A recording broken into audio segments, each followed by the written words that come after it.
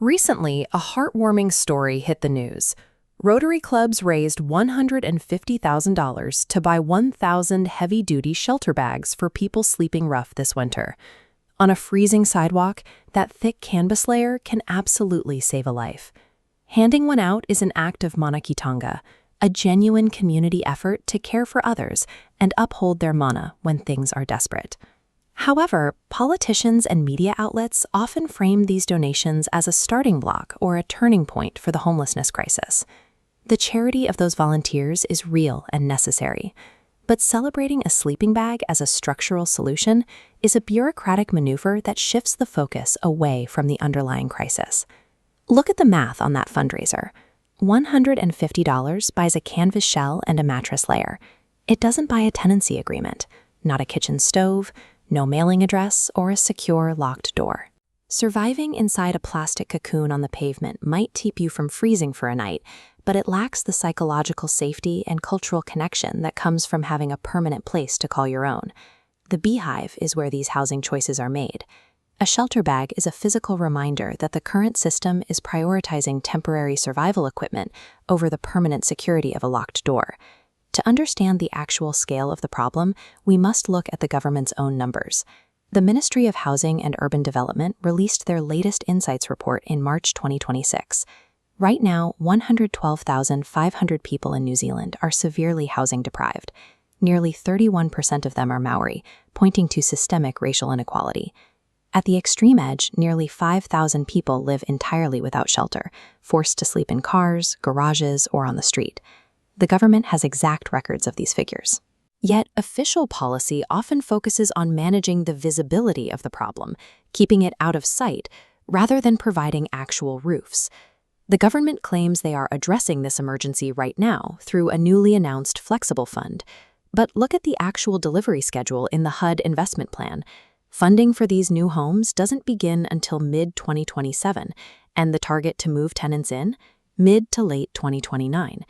Imagine your house is burning tonight. The fire brigade shows up, studies the flames, and says a new truck will arrive in 3 years.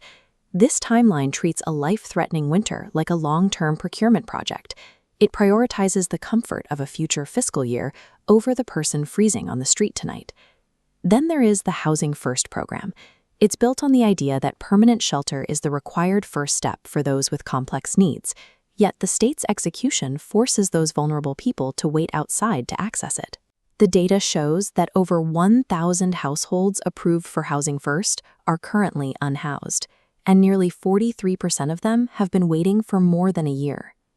This approach breaks the principle of whānau, our binding relationship and responsibility to one another. The state recognizes a person's humanity in a case file, while refusing to meet it in the material world. HUD's own records show hundreds of people waiting outside for years. The system acknowledges their need on paper, but leaves them in a canvas bag in the material world. The final piece of spin is the paper victory. The government celebrates reducing reliance on motels and successfully moving people out of emergency housing. Here is the hidden trick in those stats. In a 6-month period, HUD simply declined 33.2. In practice, that can mean a referral to another agency, financial hardship help, or even a fine. It rarely means a permanent home. Moving a family off a government ledger and out of a motel room doesn't end their suffering. It is a statistical sleight of hand. The data shows a consistent pattern: rationing care, allowing years-long delays, and ignoring the massive overrepresentation of Māori in every negative statistic. This system is a functioning example of a white supremacist neoliberal framework. These policies protect market comfort, but shifting the burden of human survival onto charities. It keeps community providers underfunded and insecure, while the state holds on to its capital. Then comes the practice of visibility management. The state displaces visible poverty and punishes the unhoused to protect the curated aesthetic of the city for those who are already housed.